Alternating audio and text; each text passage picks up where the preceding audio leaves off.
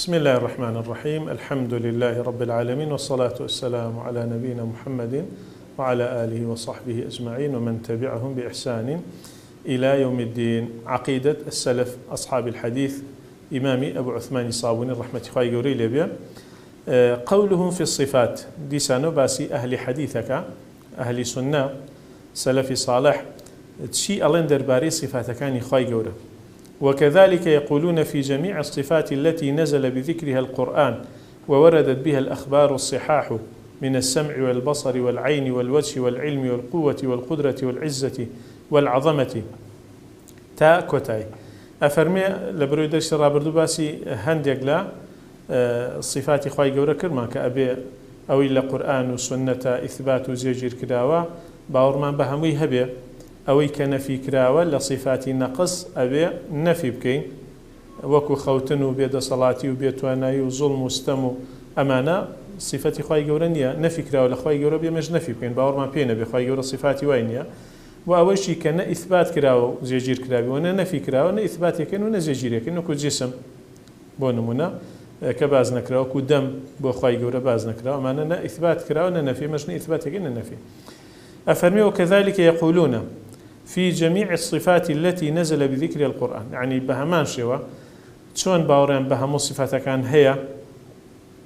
كالقرآن بيروزا باسكرا وصفات كان خواي قورا ولا حديث صحيح كان بيغمدي خواه صلى الله عليه وسلم باسكرا لا هندي صفات خواي قوري باسكردوا بلام نموني بو نهيناوتو، يعني بلغي بو نهيناوتو لبروي خوي لسرتاي كتابك فرموي يما كورتي من هالبجاردو بكورتي باسي كردوه بو يتنها باسي كردوه ببي أو بلغة بينيتوا بلغة لقرآن لا سنة زورة لسر أو صفتاني خواي قورك أو ليره هناوتوا وأو صفتاني تريش كوالير أو هم صفتكاني خواي قوري باز نكردو لبروي زورة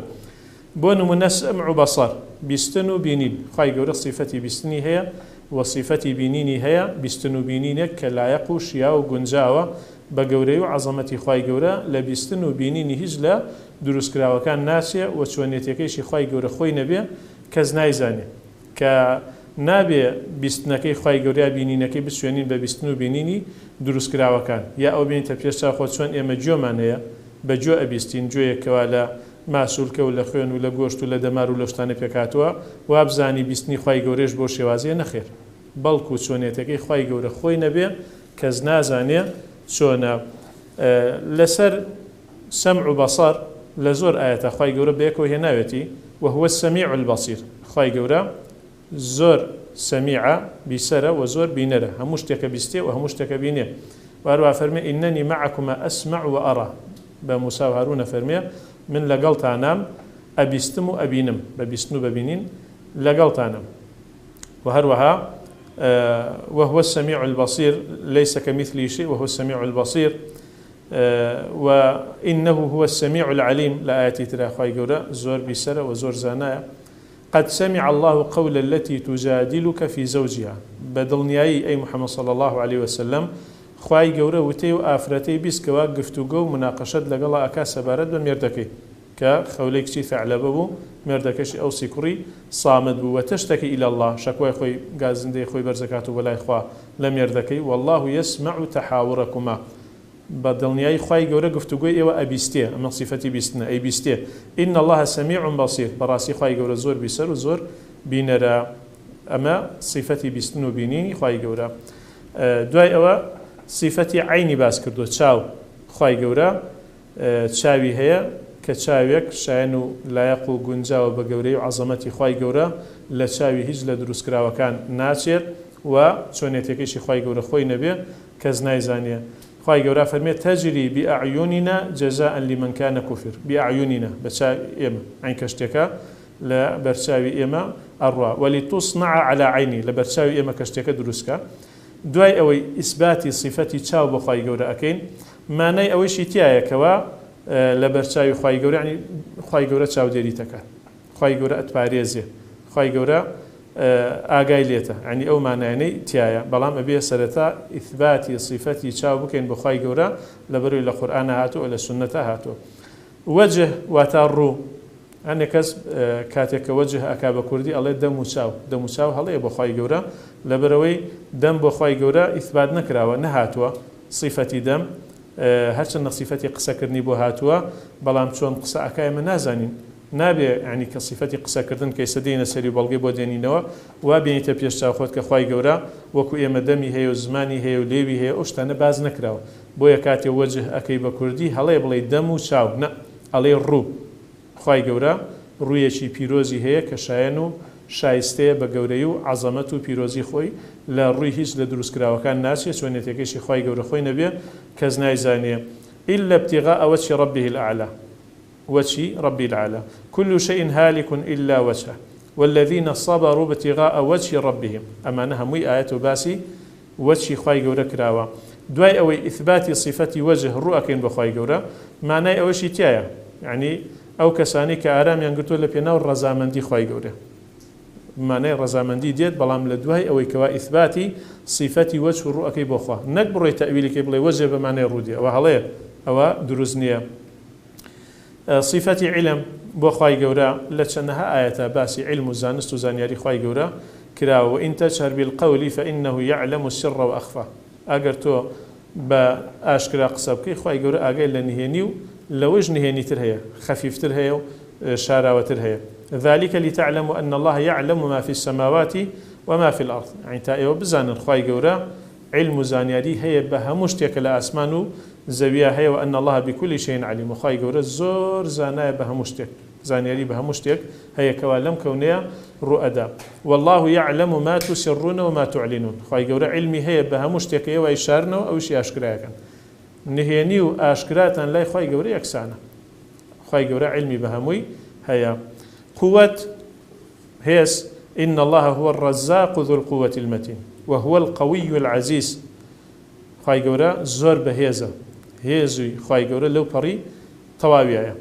قدرة وتاتوانا إن الله على كل شيء قدير لسنها آياتها تو خواي جوري بدل نياي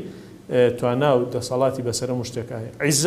عزتي خواي جورا وهو العزيز الحكيم خواي جورا الزور بعزته وزور كاربجيه ولله العزة ولرسوله وللمؤمنين ولكن المنافقين لا يعلمون عزت بو خواو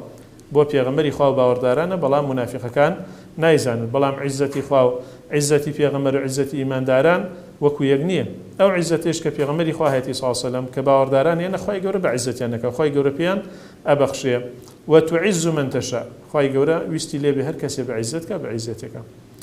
عظمه أتا جوري وهو العلي العظيم خواي جورا برزة بلندا لسروي عرشي خويوتي لذاتي بيروزيا برزة لناوكانيا لصفاتكانيا لكردوكانيا عظيم شزور جوري خواي جورا فسبح باسم ربك العظيم ربك العظيم پروردگاري هر جورا إرادة ومشيئة لكرديا هر ويستي بيالين فعال لما يريد خواي جورا هشتي بيوه جێبەجێیەکە کەس نییە کەوا ڕێگری لە خوای گەورە بکە ئینەما ئەمڕۆ ئیذا ئەرادە شەیئەن یەقول له کون فەیەکون فەرمانی خوا بۆ هەر شتێک کە بیەوێت ویستی لێبێ ئەنجامی بدە ئەفەرمێ کون ببە یەکسەر ئەبێ ئین الله يفعل ما يريد خوای گەورە هەر شتێکی بێ ئەنجامی دە وما تشاءون إلا أن يشاء الله رب العالمين ئێوە هیچ ویستێکتان نییە مەگەر پەروەردگاری هەموو جیهان ویستی هەبێ ویستی ئێمە تابع بۆ ویستی خوای گەورە ویستمان نییە ئیلا بە ویستی خوا نەبێ قول قسەی خوای گەورە إنما أمر إذا أراد شيئا أن يقول له كن فيكون أن يقول قولي خوای گەورە صفەتی قسەکردنی هەیە إذ قال الله يا عيسى ابن مريم خوای گەورە فەرموودەی خوا کەلام بە کوردی قسەکردنی پێڵێن خوای گەورە صفەتی قسەکردنی هەیە بەڵام قسەکردنیە کە شایەن و لایەق و گونجاوە بە خوای گەورە لە قسەکردنیش لە دروستکراوەکانی ناسێت چۆنێتەکەیشی خوای گەورە خۆی نەبێ کەس نایزانێ وكلم الله موسى تكليما الله فاعل قسەی کردو لەگەڵ موسایە خوای گەورە قسەی لەگەڵ موسایە کردووە وإن أحد من المشركين استجارك فأجره حتى يسمع كلام الله ئەگەر یەکێ لە مشریکەکان پەنایان بۆ تێنە پەنایان بدە هەتا گوێیان لە کەلامی خوا بێ لە فەرموودەی خوا بێ لە قورئانی پیرۆزە بێ کە قورئان کەلامی خوای گەورەیە کە حقیقەتەن خوای گەورە قسەی کردووە بەو قورئانە پیرۆزەی فەرمووە أفتطمعون أن يؤمنوا لكم وقد كان فريق منهم يسمعون كلام الله أيوة أميدي أواكن كيهود ونصارى إيمان بينن لكاتي كومالي لوان جوان لكلامي خوايج بو يعني لفرمودي خوابو لقرآني بيروز بو دو وقسي خواي قوريان قوريوا صفة الرضا رزامندي خواي قورا رازية لباورداران لكردوي شاك رضي الله عنهم ورضوا عنه خواي قورا لصحابة رازيبه صفة الرزامندي وانج لخوار رازيبونا وأن أعمل صالحا ترضاه دعاء سليمان بيغمبر أي پروردگار يارمتيم ده كردويك بكم كتولي رازيبي وهروها لقد رضي الله عن المؤمنين إذ يبايعونك تحت الشجرة بدلني أي خواي قورا رازيب ولو باورداراني كالجير داركيا بيعة بيدن كهزار وشاصة صحابة بن لجير أو داريا لحديبية بيعتيان ببيغمبر دا صلى الله عليه وسلم خواهي قورا لهميان رازيبو وبيغمبر صلى الله عليه وسلم مجدي بهشتي بهميان دا وهروا لحديثة فرمي اللهم إني أعوذ برضاك من سخطك خواهي بنا أقرم برزامندي تلتربونك وبمعافاتك من عقوبتك وبنا أقرم بلي برديتو لعقوبو سزات خواهي سزام ندي وأعوذ بك منك بنا أقرم بخود لخود خود بن باريزا وهروا فرمي إن تكفروا فإن الله غني عنكم أقري وكفر كن خواب بيستليو وبلام ولا يرضى لعباده الكفر رازنا ببندكاني كفر كن وإن تشكروا يرضه لكم بلام أقر شكرانا بجري خواب كن خالتا راضي به وهروا بيون صلى من رضي فله الرضا هر كسي كاتي خواي قورة توش بلا مصيبة شكار رازي به خواي قورة لو رازي به كواتا خواي قورة صفتي رازيبون ورزامندي هيا سخط تربون ترى كثيرا منهم يتولون الذين كفروا لبئس ما قدمت لهم أنفسهم أن سخط الله عليهم خاليان تربوا أن سخط الله عليهم وهو من سخط فله السخط هر كسي نارازي بي خواج لو نارازي هر كسي لأخوات تربي خواج قورج لو توريا كواتا خواج قورج صفتي تربوني هي بلام نابت تربون تأويل بكريتو بلاي بمعناي تولا سنودي بمعناي سزادي نخير بمعناي تربونا بەڵام مانای ئەوەشی تایە دوای ئیسباتی صفەتی تووڕەبوون بۆ خواکەی کە هەر کەسێک خوا لێی تووڕەبێ سزایەدا هەر کەسێک خوای گەورە لێی تووڕەبێ تۆڵەی لێ ئەسەنێ ئەمە لە لەوازمی ئینتیقام و سزایە نەک بڵێ مانای سزا و تۆڵە سەنەوە بێ حیات خوای گەورە زیندووە الله لا إله إلا هو الحي القيوم هەمیشە خوای گەورە زیندوو یەقەضەی هێناوە بە خەبەربوون بەڵام هیچ ئاەت و حەدیث نییە بەتایبەت باسی ئەم یەقەضە بکە بەڵام ئەگەر مانای ئەوە بێ کە خوای گەورە هەمیشە زیندووە بەڵێ لا تأخذه سینەة ولا نوم کە خوای گەورە نەوەزە و نەخە و خوای گەورە ناباتەوە لە بەروی بەردەوام خوای گەورە زیندووە بەردەوام خوای گەورە بە ئاگایە صفەتی فەرح پێخۆشبوون لله أشد فرحا بتوبة عبدي حين يتوب إليه من أحدكم كان على راحلته بأرض فلا تاكوتي حديثك يعني خوای گەورە لە ئێوە زیاتر پێخۆشە بتوبة عبدك كاتك توبة أكابو لي خواه قريتو لكسيك كوا لسر آجالكي بي لبيابانيك وخواردنوي لسر آجالكي بي وآجالكي بروا أميش بي أميد بي لي وشاوري مردن بي لجير داريك رأكشي شاوري مردنو بي أميد بوا كاتك هل أسيا سيرك حشتركي يا آجالكي بخواردنو خواردنوكو لبردسي راوستا أميش رشمكي يقري لا خوشي الله خواه تو عبدي مني من خوايتهم لا شدتي خوش حالية هەڵا ئەکات جا خوای گەورە لەو کەسە چەندێ پێی خۆشە کە ئاژەڵەکەی دەستکەوتۆتەوە لە مردن ڕزگاری بۆ خوای گەورە لەوە زیاتر پێخۆشە کاتێک عەبدێک بەندەیەک تەوبە بکە بۆ لای خوا بگەڕێت سیفەتی پێخۆشبوونی هەیە و هەروە پێکەنین خوای گەورە پێئەکەنێ پێکەنینێکەوە لایەق و شایستە و شایانی گەورەی و عەزەمەت و پیرۆزی خوای گەورەیە لە پێکەنین هیچ لە دروستکراوەکان ناچێ شوێنێتێکیشی خوای گەورە خۆی نەبێ کەس نایزانێ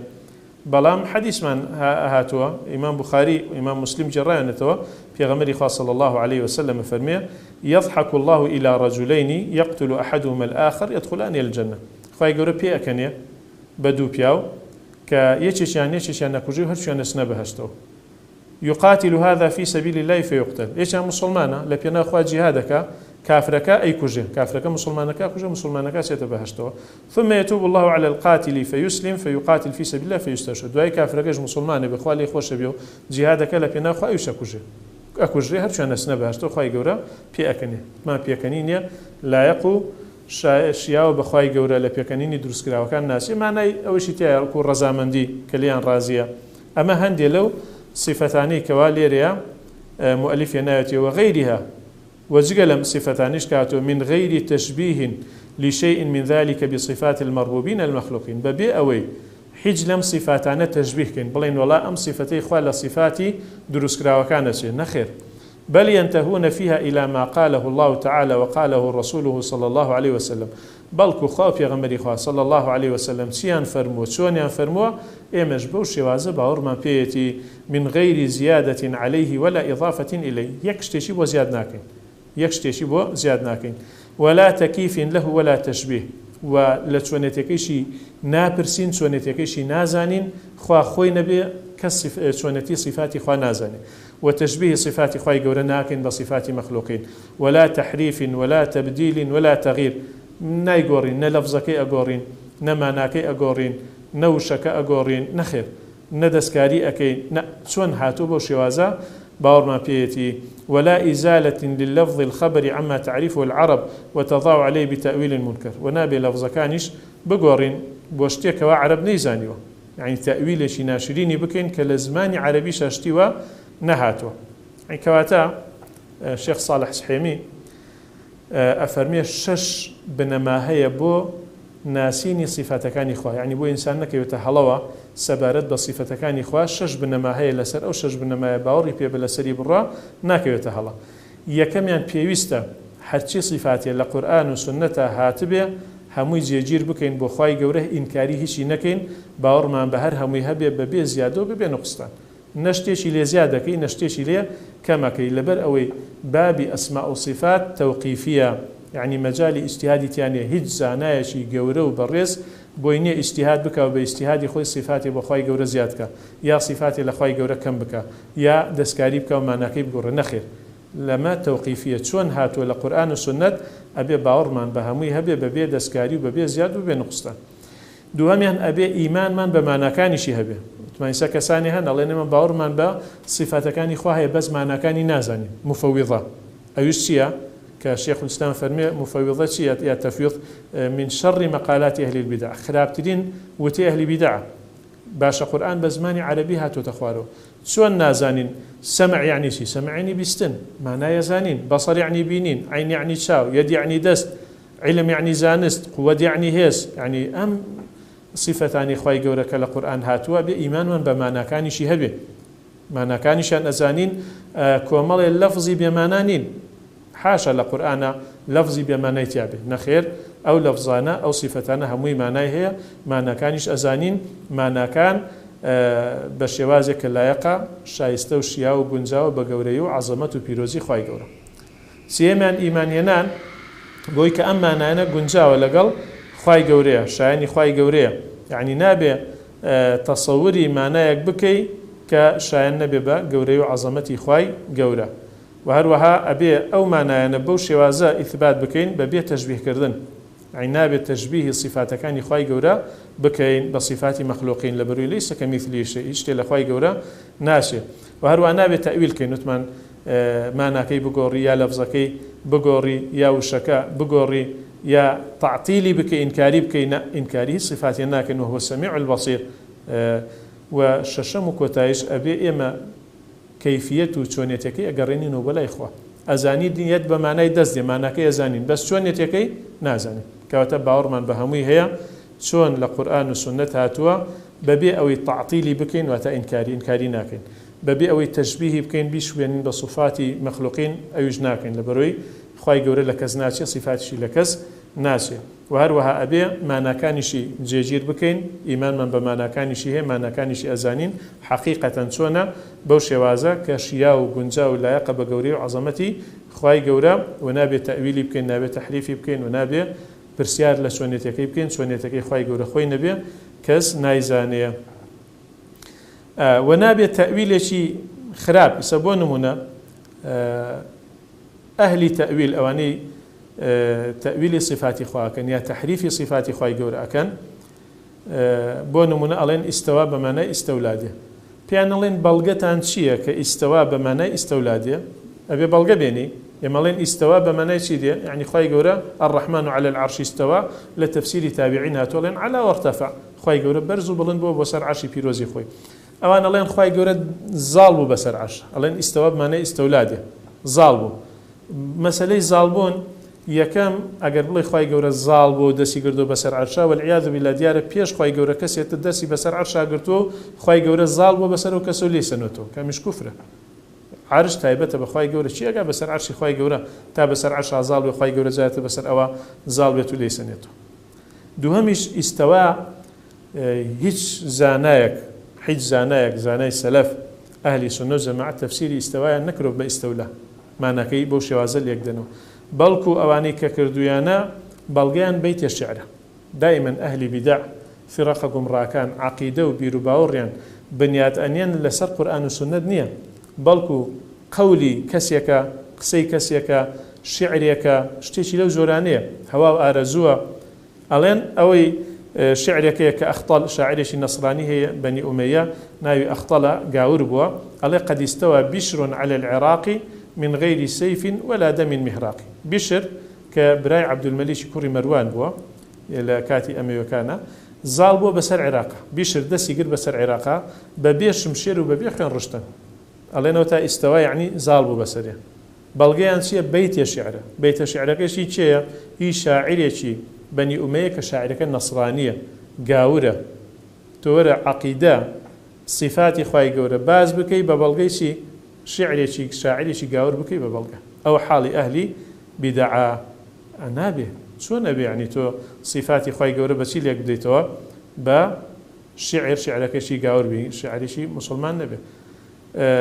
پرسیار لە خەلیل کراوە خەلیلی کوڕی ئەحمەدی فەراهیدی کە یەکێکە لە گەورە زانەکانی زمانی عەرەبی نەحوی عەرەبی هل وجدت في اللغة استوى بمعنى استولى أي خليل كتوت شنيا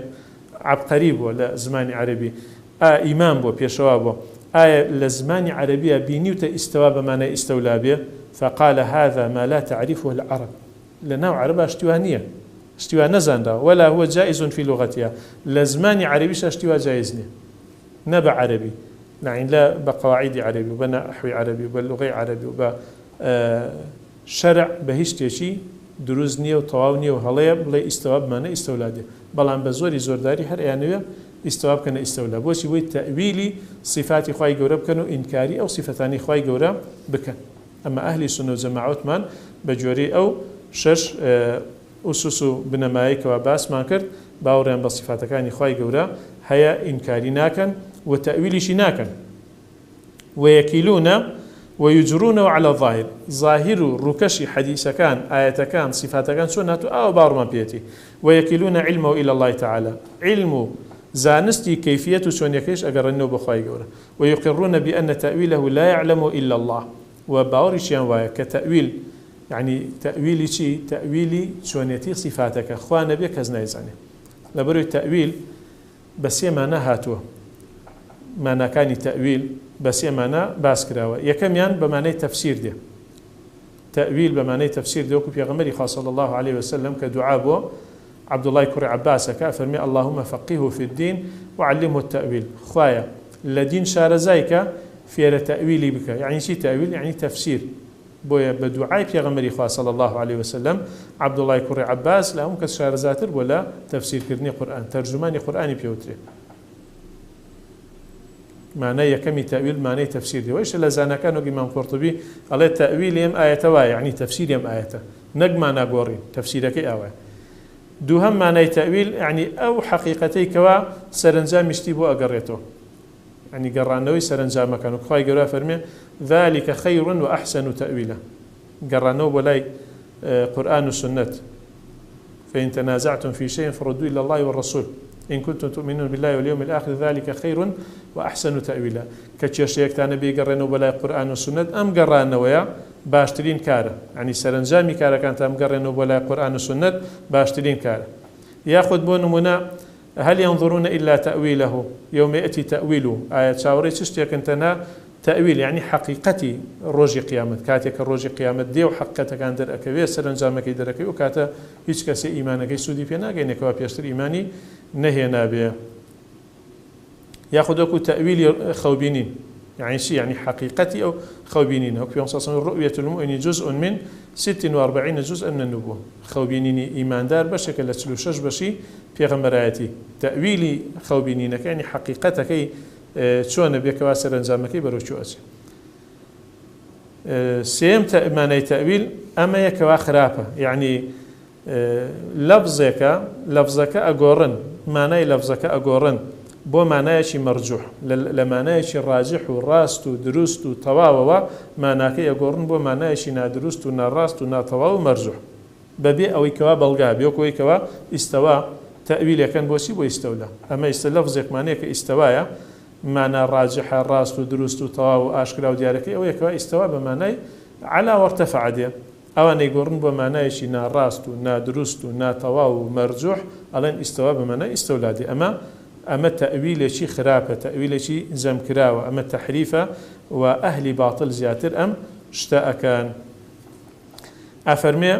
كما أخبر الله عن الراسخين في العلم أنهم يقولون في قوله تعالى والراسخون في العلم يقولون آمنا به كل من عند ربنا وما يذكر إلا أولو الألباب أواني إلا علم تسبا وزيجير دا مزراون ألين إيمان من بهم آيات كان القرآن هي أو محكمة أو متشابهة لبروي هم إلا لاين پروردگار وما يذكر إلا أولو الألباب جاء هي ليرة راوستي وما يعلم تأويله إلا الله ألين خوي قورة خوي نبي كس تأويل ليقدانوي أو آياتنا نازاني هي أليريا راء وستيا يعني أواوا والراسخون في العلم ألين أواوا شيء استئنافية يعني بودس بيكردنا وايو استئنافي أو يكوا بودس بيكردني جملة شي نوية تازية ألين أما وايو استئنافية والراسخون في العلم يقولون آمنا به يعني ألين تنها خواي قورة معناي آيات متشابه أزانية بەڵام ئەوانەی لە علم ئەو زانانی لە علم زۆر چەسپا و دامەزراون ئەڵێن ئێمە ئیمانمان بە هەمووی هەیە هەمووی لەلایەن خوای گەورەوە وهەیە لە زانەکان ئەڵێن وما يعلم تأويله إلا الله والراسخون في العلم ئەڵێن ئەو واوی عاطفەیە يعني جملەی دواوە عەطفە لەسەر پێشەوە يعني خوای گەورە ماناکەی زانێ و ئەو زانانیشی کەوا ڕاسخن ئەوانیش ماناکەی زانن و هەردووچی تەواوە يعني هەردوو ڕاوەستانەکە ئایا ڕاوەستیە ئەڕووی هەردووچی تەواوە وەکو شێخ الإسلام تەیمی و غیری ئەوش لە زانایانە باسییان کردووە چی واوەکە ئیستئنافی بێ و ئەو جملەی دواتر جملەیەکی تازە بێ و دەست پێ بکەی چی واوەکە عاتیفە بێ و یعنی خوای گەورەش مانای ئەو ئایەتە متەشابیهانە ئەزانن و ئەهلی علمیش ئەزانێ ئەو کاتە ئەو ئایەتانەیەکەوە زیاتر لە مانایەک هەڵ ئەگرێ ماناکەی ڕوون نیە بۆ عامی خەڵک ئەوە زاناکانیش مانای ئەزانن بەڵام ئەگە بڵێ ڕابوەستی تەنها خوای گەورە ماناکەی ئەزانێ ئەوەکو چۆنێتی صفاتی خوا زانەکانیش نازانن چۆنێتی صفاتی خوای گەورە چۆنە و هەردوو تەفسیرەکە تەواوە فەرمی وآيات الكتاب وأخبار الرسول صلى الله عليه وسلم الصحيحة المنيرة الناطقة بهذه الصفات وغيرها كثيرة يطول الكتاب بإحصائها آيات لقرآن حديثي بيغمري خاصة حديثي صحيحة كان حديث ڕووناکەرەوە وكان كوا أم صفتانيان باس كردو غير أم صفتانيش يكجار زورة بويا نيهناوة لبر دريجي أين آيات من يكجار زورة باس صفات تري خواي قورأكا وذكر اتفاق أئمة الملة وعلمائها على صحة تلك الأخبار الواردة بها وبيشواني أمات زانكاني أمات لسر راستي وخبرانا كهاتو اتفاق عنها وأكثر مخرج بالأسانيد الصحيحة في كتاب الانتصار وزور الشيء عليه بسندي صحيح وم تخريج كردو الشيخ أبو عثمان صابوني لكتاب انتصار وشرطنا في أول هذا الكتاب الاختصار والاقتصار على أدنى المقدار الله لسرتي كتابك بس ما كرت مرج من أو بك أم كتاب ينبو بنسم زور بكرتي بنسم سنة بتوانم دون الإكثار بالرواية الأخبار وذكر أسانيدها الصحيحة عند نقلة الآثار ومصنفي المسانيد الصحاح الكبار ببي أوي بين رواية كان بين مسند صحيحة كان بين أوي كوا سند وشتغان تصنيف كراو ببي أو دريجية تنهاشي كردو هنشي هي ناو باسي كردو أين لقرآن والسنة صفة كان زور لو زياتر وهمي بلغي بو هاتوتو أم لبر كرتي أو نباسكر وبلغي شينينا يمخومان بلغمان بوي هنا يوا درسيتر إن شاء الله شي نسر أوي كوا قرآن كلامي خواي قوريه فرمودو فرمايشتي خواي قوريه مخلوق ودروس كراو نيا كأميش بابتي تربو تشيشا لبين أهل السنة وفي رقة قمراكان لكون وتازية هبوة درسية بإذن خوابان الشركين إن شاء الله وصلى الله وسلم على نبينا محمد وعلى آله وصحبه أجمعين نيو ساعات كاكا الحمد لله